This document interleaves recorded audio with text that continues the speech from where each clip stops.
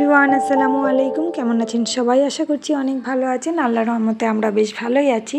আমার শখের চায়ের কাপটা চির খেয়ে গেছে, আর এত সুন্দর কাপটা ফেলে দিতে আমার কাছে খুব মায়া লাগছিল। তো অনেক চিন্তা ভাবনা করে মনে করলাম যে এই চায়ের কাপে আমি গাছ বসাবো। এখানে বাগানের নরম মাটি আমি জাস্ট ছুরি দিয়ে কুপিয়ে একটুখানি তুলে নিচ্ছি। আর আমি ঠিক করেছি এর মধ্যে আমি পর্তুলিকা গাছ বসাবো। কোনো এক সময় বাড়ির পাশে হয়তো পর্তুলিকা গাছ বসিয়েছিলাম, সেটারই একদম জঙ্গল হয়ে আছে। এখান থেকে একটু ডালপালা ছিঁড়ে নিয়ে এসেছি। এবার আমি সুন্দর করে কেটে কাপের মধ্যে বসিয়ে দেব।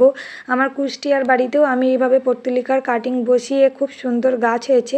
ওখানে অনেক রকমের কালার ছিল, তো এখানে আমার কাছে জাস্ট একটা কালারই অ্যাভেলেবেল আছে, লাল কালার। তো কিছু করার নেই, এটাই আমি বসিয়ে দিচ্ছি যাতে এটা দেখতে খুব সুন্দর লাগে। কিন্তু ফুল ফুটলে যে কোনো জায়গায় দেখতে খুবই সুন্দর লাগে। আর রিনা কিন্তু খুব আগ্রহ নিয়ে সব কিছু জিনিস দেখে, আলহামদুলিল্লাহ। তো এটা ও দেখছিল আর ও বলছিল যে ও বসাবে, সেজন্য ওকে একটুখানি ট্রাই করতে দিচ্ছিলাম। আর পর্তুলিকা গাছ কিন্তু খুব সহজে বড় হয়, এটা খুব একটা নষ্ট হয় না, যেখানে দেবেন সেখানেই বড় হয়ে যায়। সেজন্য মনে করলাম যে এটা এই কাপের মধ্যে দিই, আর এটা যদি ফুল ফোটে তাহলে আপনাদেরকে দেখাবো এটা কত সুন্দর দেখতে লাগছে। আর আমার এই যে ফুলদানি একদম রেডি, মানে আমার জীবন্ত ফুলদানি।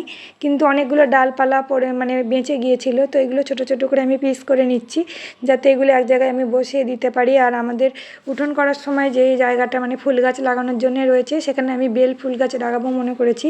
তো এখনও বেলি ফুল লাগানো হয়নি, এখন পর্তুলিকায় লাগিয়ে দিলাম।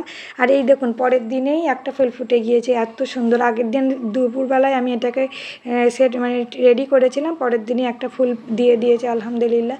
আর এই মানি প্ল্যান্টটা প্রায় 10 থেকে 15 দিন আগে আমি এখানে তুলে এই ফুলদানির মধ্যে রেখেছিলাম পানি দিয়ে। তার মধ্যে কিন্তু অনেক কলি ছেড়েছে, আর দুটো পাতা ছিল, একটা পাতা আবার নষ্ট হয়ে গেছে। তো যাই হোক, এবার রান্নাবান্নার দিকে চলে আসি। মা কিন্তু আজকে রান্না করছে চুনো মাছের চচ্চড়ি। সকাল ছাড়া কিন্তু আবার চুনো মাছটা সবসময় অ্যাভেলেবেল হয় না এদিকে, যখন ঘোর বৃষ্টি হয়, বৃষ্টির মধ্যে মাছগুলো ধরে তারপরের দিন এখানে বিক্রি হয়।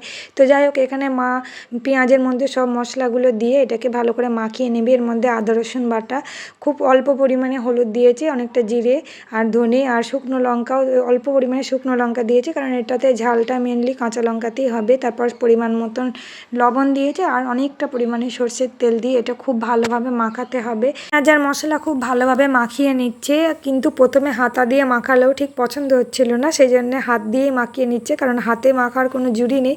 তারপর এর মধ্যে দিয়ে দিল বেশ অনেকটা কাঁচা লঙ্কা, তারপরে দিয়ে দিল কাঁচা মাছ। এবার এগুলো দিয়েও খুব ভালোভাবে মাখিয়ে নিতে হবে। মাখানো হয়ে গেলে এটা জাস্ট আর কিছুই করা লাগবে না, জাস্ট ওর মধ্যে পানি দিয়ে চুলায় বসিয়ে দিলে এই রান্নাটা একদম রেডি হয়ে যাবে। খুব সহজ রান্না, কিন্তু খুবই টেস্টি, খুবই স্বাদের। যাদের ছোটো মাছ ভালো লাগে তারা অবশ্যই এইভাবে ট্রাই করে দেখবেন। আর অনেকে কাঁটার ভয়ে এই মাছ খেতে চায় না, কিন্তু আমরা যখন ছোটো ছিলাম তখন কিন্তু বাড়ির বড়রা বলতো ছোটো মাছ খেলে চোখের জ্যোতি বাড়ে, কথাটা কিন্তু আসলেও সত্যি কথা। ছোটো মাছের পুষ্টিগুণ বড় মাছের থেকে অনেক অনেক বেশি। আর এটা দেখতেই এখনই এত লোভনীয় লাগছে, রান্না হলে কিন্তু এটা অনেক স্বাদের হয়। আমার কাছে অনেক পছন্দের একটা খাবার, বর্ষাকাল এলেই এই চুনো মাছ খাওয়া।